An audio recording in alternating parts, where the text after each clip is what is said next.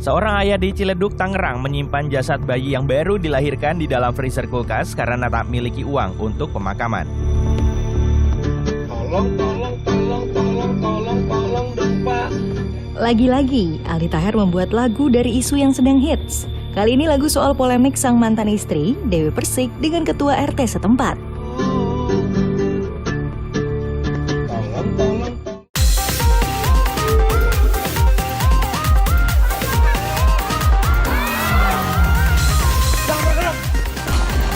Mohon maaf sebesar-besarnya kepada istri saya.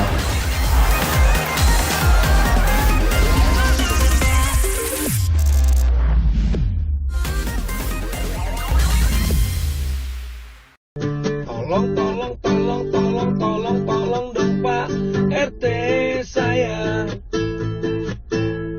Aku minta tolong pindahin sapiku. Inilah lagu terbaru Aldi Taher yang menyoroti tentang polemik sang mantan istri Dewi Persik dengan ketua RT. DP dan Pak RT sempat terlibat cekcok usai berselisih paham soal hewan kurban. Ada yang marah-marah. Di tengah ramainya perselisihan itu, Aldi Taher tiba-tiba muncul membela Dewi Persik dengan lagunya. Kan cuma minta tolong pindahin sapi doang. Kagak minta tolong pindahin Monas. Bukan Aldi Taher namanya kalau tak pintar bikin sensasi dan mencuri perhatian publik. Lagu ciptaan Aldi Taher juga selalu linear dengan berita terkini. Berikut beragam lagu ciptaan Aldi Taher yang membuat publik geger.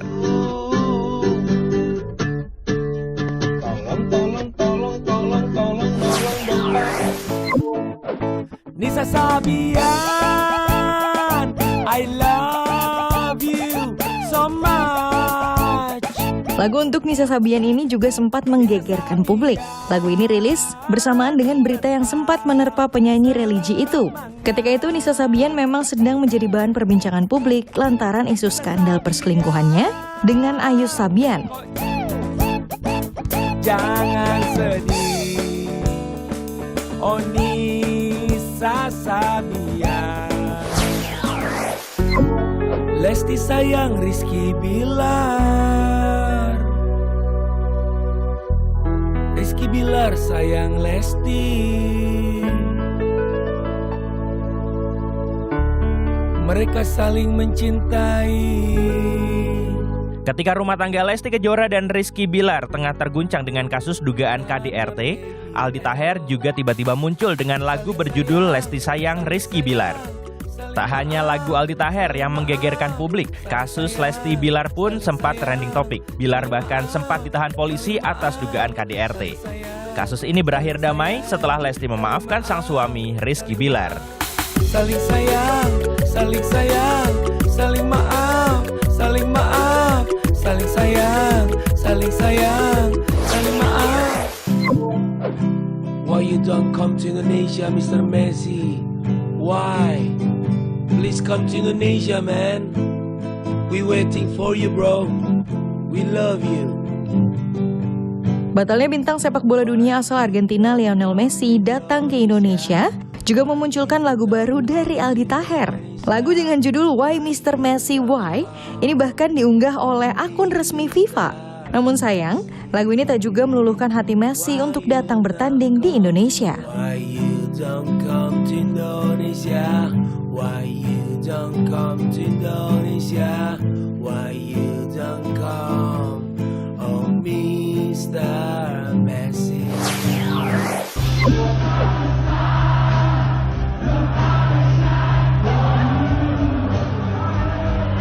Dengan gaya dan suaranya yang khas, nyanyian Aldi Taher ini kembali trending topik.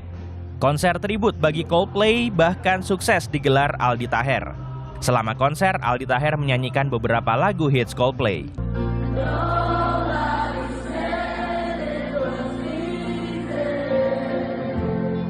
Tiket termahal seharga 100 juta rupiah bahkan laku terjual.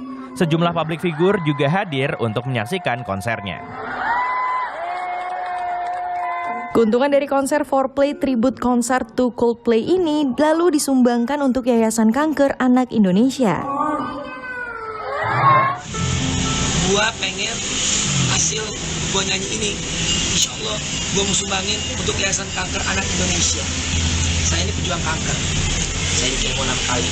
Saya ini adalah bagian dari teman-teman pejuang kanker. Saya pengen memberikan semangat untuk para teman-teman yang sedang berjuang melawan sakit di luar sana. Kita bisa bangkit. Ya, aksi donasi ini dilakukan karena Aldi Taher merupakan penyintas kanker. Ia pernah mengidap kanker kelenjar getah bening stadium 2 pada tahun 2016. Hal ini membuatnya harus vakum dari dunia hiburan. Setelah menjalani 6 kali kemoterapi, akhirnya Aldi Taher dinyatakan bebas kanker.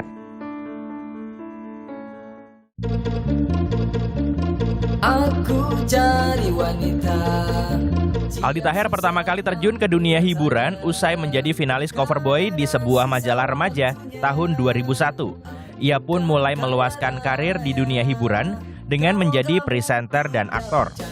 Karir Aldi Taher sebagai seorang penyanyi dimulai sejak ia mengisi beberapa soundtrack layar lebar bersama Nadia Vega, mantan kekasihnya. Aldi pernah tergabung dalam radio band bersama Raffi Ahmad dan Irwan Syah. Aldi juga membentuk grup bernama Duo King Kong. Tak hanya karirnya yang jatuh bangun, kehidupan percintaan Aldi Taher juga tak berjalan mulus. Setelah putus dengan Nadia Vega, Aldi dikabarkan dekat dengan penyanyi dangdut Dewi Persik dan mengaku telah menikah siri pada 4 Juli 2008. Setahun setelah pernikahan itu diresmikan secara hukum, Aldi justru menggugat cerai Dewi Persik pada September 2009. Pada tahun 2014, Aldi menikah dengan Georgia Aisyah, seorang dokter gigi. Dari pernikahan ini, mereka dikaruniai 2 anak. Lagi-lagi pernikahan Aldi Taher harus kandas. Aldi digugat cerai oleh istrinya yang saat itu sedang hamil pada Oktober 2017. Mereka resmi bercerai di tahun 2018 saat Aldi tengah sakit kanker. Pada tahun 2020, Aldi Taher menikah lagi dengan Salsabilih dan dikaruniai 1 orang anak. Kehidupan pernikahan mereka masih langgeng sampai sekarang. Dinobatkan netizen sebagai duta bingung se-Indonesia, kiprahnya di dunia politik juga bikin bingung. Untuk Pileg 2024, pencalonan Aldi Taher sempat didaftarkan oleh 2 partai, yaitu Partai Bulan Bintang dan Perindo. Oleh PBB, Aldi Taher didaftarkan sebagai Bacalek DPRD DKI Jakarta. Sementara oleh Perindo, ia masuk daftar Bacalek DPR RI. Namun akhirnya Aldi Taher mundur dari PBB dan memilih Perindo. Gue nyalek nggak perlu modal uang, modal bismillah. Karena justru gue kan bekerja, ngelamar kerja kepada rakyat, nanti kerja gue bagus, kinerja bagus, digaji. Kalau nggak bagus, korupsi, dipecat, bahkan masuk penjara, nauzubillah. Jangan sampai Kalau ya. tanya, gue mau ngapain, pilih aja dulu. Informasi menarik lainnya akan hadir usai jeda, tetaplah di Pop News.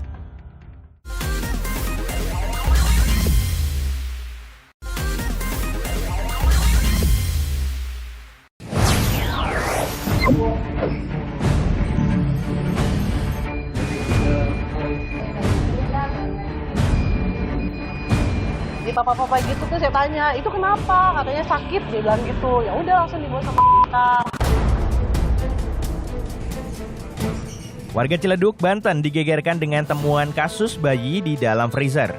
Seorang ayah nekat memasukkan jenazah bayinya ke dalam freezer atau lemari pendingin karena belum memiliki biaya pemakaman. Jenazah bayi disimpan oleh ayahnya selama 2 hari di lemari pendingin di rumah kontrakannya. Bayi tersebut meninggal dalam kandungan saat berusia 8 bulan. Ibu bayi bahkan masih menjalani perawatan di rumah sakit di Tangerang. Jenazah bayinya akhirnya dapat dimakamkan setelah mendapat bantuan dari kecamatan setempat. Warga mengaku tak tahu jika penghuni rumah kontrakan sedang hamil. Salah satu tetangga menyebut orang tua bayi jarang bergaul dan cenderung tertutup. Setahu saya sih nggak tahu juga deh mas. Kalau masalah dia nggak punya ekonominya gitu kan, terus nggak punya uang, saya nggak tahu sih kalau itu. Soalnya dia tutup banget sih ketutup banget. Polisi masih mendalami kasus ini. Ayah bayi akhirnya diperiksa sebagai saksi. Polisi juga mendalami motif lain dari pelaku. Selain itu, polisi masih menunggu kondisi ibu bayi untuk dimintai keterangan. Untuk status S sendiri saat ini masih berstatus sebagai saksi. Kemudian kami juga masih menunggu kondisi dari AA yang saat ini sedang kritis.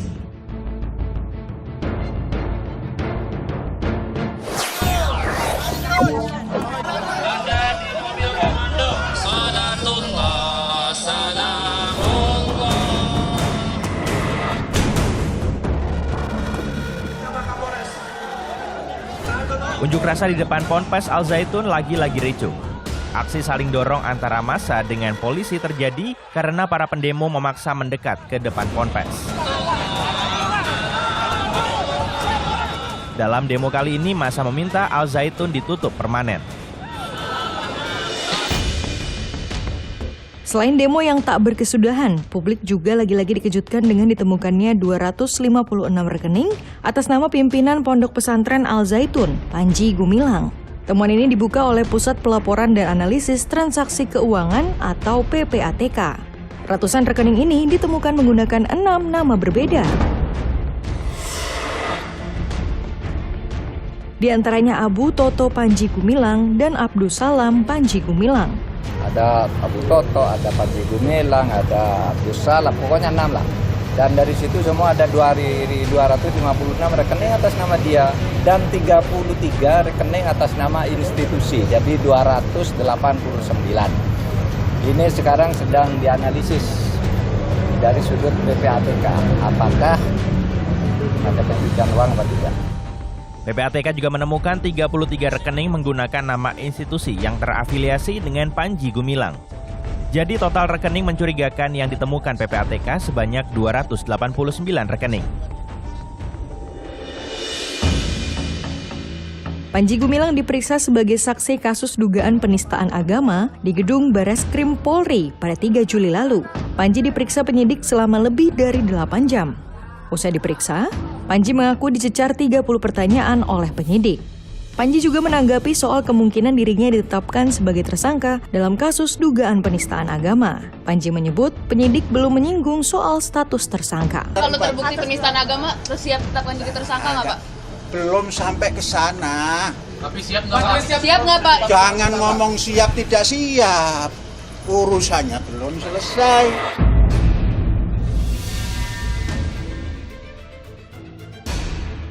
Dari hasil gelar perkara, penyidik meyakini terdapat unsur pidana, sehingga kasusnya kini telah naik ke tahap penyidikan dan polisi akan berupaya melengkapi barang bukti. Dari penyelidikan dinaikkan menjadi penyidikan. Dan mulai besok, terhitung mulai besok, kami sudah melaksanakan upaya-upaya penyidikan. Perlu kami tambahkan bahwa kami sudah memeriksa 4 orang saksi, kemudian 5 orang ahli, dan juga terlapor. Tim gabungan saat ini tengah menyiapkan 3 skenario untuk penyelesaian kasus dugaan penistaan agama oleh pimpinan Ponpes Al Zaitun Panji Gumilang. Untuk tindak pidana atau masalah hukum akan ditangani oleh Polri. Dalam waktu bersamaan, administrasi pendidikannya pun tetap akan dipantau dan dibina oleh pemerintah. Lalu urusan keamanan, sosial, dan politik yang akan ditangani Gubernur Jawa Barat Ridwan Kamil serta aparat.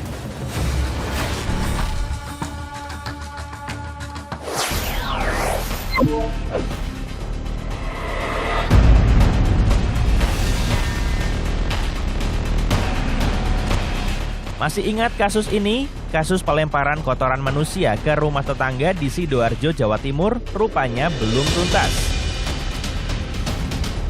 Sebulan berlalu, Mas Riah kini telah bebas. Pelaku pelemparan kotoran dan urin ini telah tuntas menjalani hukumannya. Namun masalah baru rupanya siap mendatangi Mas Riah.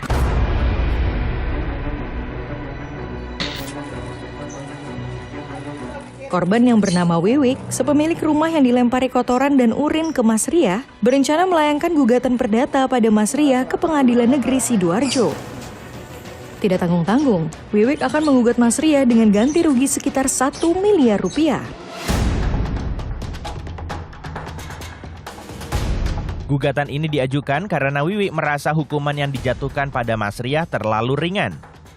Untuk kerugian materialnya ini itu sekitar 130 juta. 130 juta itu melingkupi untuk penggantian pagar rumah, penggantian sofa, terus pengecatan rumah, sama penggantian pembelian karbol.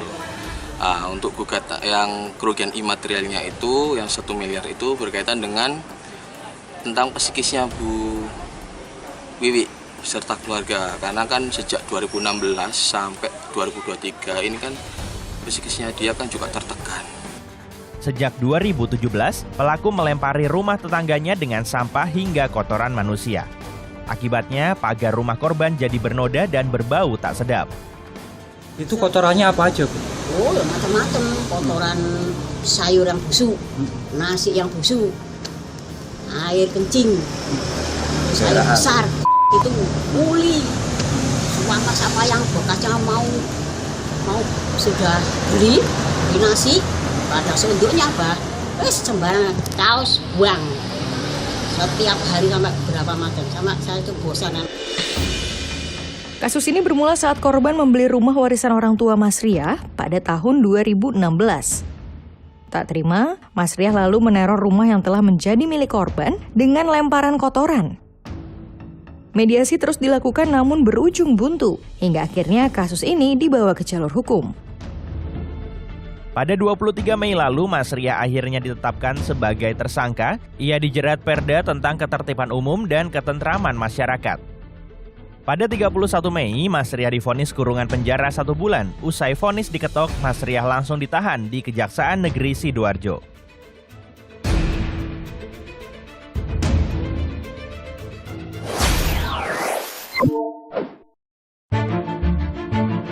Informasi menarik lainnya akan hadir usai jeda, tetaplah di Pop News.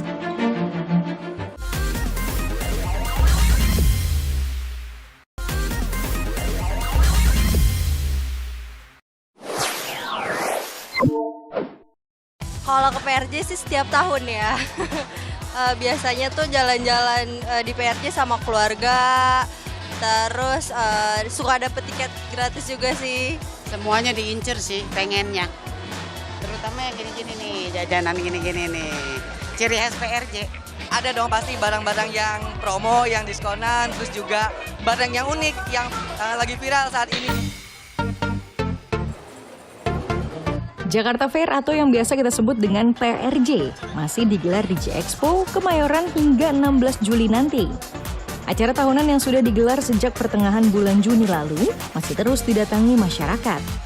Hingga hari ke-17 saja, jumlah pengunjung PRJ sudah mencapai 2,5 juta pengunjung.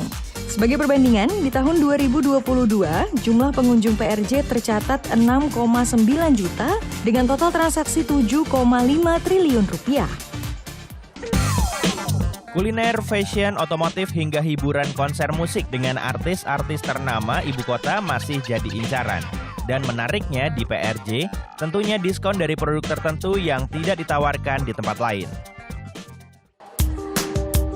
Nah, bagi yang belum sempat berkunjung ke PRJ, Pop News memiliki tips meraih untung saat datang ke PRJ. Berikut informasinya. Pertama, beli tiket secara online. Sebenarnya, ada 2 cara membeli tiket masuk PRJ, yakni membeli tiket secara langsung di loket PRJ dan juga melalui online. Namun agar praktis dan tidak perlu mengantre di depan loket, disarankan untuk membeli tiket secara online. Lalu bagaimana caranya? Tiket bisa dibeli di website www.jakartafair.co.id. Setelah itu, pilih menu beli tiket di pojok kanan atas, lalu pilih tanggal kunjungan. Setelah itu, pilih jenis kategori dan jumlah tiket, kemudian klik pesan sekarang. Jangan lupa untuk mengisi informasi data diri pengunjung. Kemudian lakukan pembayaran sesuai metode pembayaran yang dipilih. Jika transaksi berhasil, maka elektronik tiket akan dikirim ke email yang telah didaftarkan. Nah, jika sudah beli tiket secara online, tinggal menunjukkan barcode dan sudah bisa masuk ke area PRJ. Kedua, disarankan datang di hari Senin. Harga tiket hari Senin hingga Minggu berbeda-beda. Harga tiket masuk ke PRJ hari Senin paling murah, cukup Rp30.000 saja. Selasa hingga Kamis, harga tiket menjadi Rp40.000. Sementara untuk hari Jumat hingga Minggu, harga lebih mahal, yakni Rp50.000. Diskon khusus di hari Senin menjadi siasat pengelola untuk mengurangi kepadatan pengunjung di hari weekend. Yang ketiga, bawa uang tunai. Meskipun sekarang eranya sudah cashless alias non-tunai, namun tim Pop News tetap menyarankan untuk membawa uang tunai. Kenapa? Pertama, karena tidak semua tenan menyediakan pembayaran kris. Kedua, karena pembayaran non-tunai sangat bergantung dengan sinyal provider. Di PRJ ada sejumlah sinyal provider yang terhambat. Tentunya, hal ini menyulitkan dan memperlambat proses pembayaran. Namun uang tunai bisa disiapkan dari rumah atau mengambil tunai di mesin ATM di beberapa titik di area PRJ. Banyaknya promo dan juga diskon yang diberikan tentunya dapat membuat pengunjung kewalahan dalam membawa banyaknya barang. Maka dari itu, sebaiknya bawalah kantong belanja berukuran cukup besar. Akan lebih memudahkan jika tas besar dilengkapi dengan roda, sehingga tidak akan ada kerepotan dan tidak menjadi berat saat membawa banyak belanjaan. Jika tiket PRJ 2023 sudah di tangan, pengunjung bisa mengambil selebaran yang berisi potongan-potongan voucher untuk ditukarkan di tenan-tenan tertentu. Kamu bisa memanfaatkan voucher-voucher yang ada untuk mendapatkan makanan dan minuman gratis. Caranya mudah, cukup tunjukkan voucher tersebut ke petugas. Udah, tadi udah nuker ya? Tadi udah sih. Udah. Sama apa sih tadi, sosis. Nah, cuma di dalam tas nih. Beberapa tenan di PRJ tahun ini menawarkan diskon besar dan promo menarik dalam periode tertentu, alias flash sale. Nah, jika tertarik membeli barang-barang dengan harga diskon khusus, pengunjung bisa datang di jam-jam yang sudah ditentukan. Selain siapkan isi dompet, siapkan juga fisik yang kuat. Di event tahunan terbesar se-Asia Tenggara ini terdapat 2.500 tenan dan 1.500 booth yang bisa dikunjungi. Belum lagi kalau harus antre saat akan membeli produk-produk viral seperti antrean outlet kuliner all you can eat ini. Gimana? Sudah siap ke PRJ? Oh ya, jangan lupa untuk selalu waspada saat berada di areal PRJ. Selamat berkunjung ke PRJ.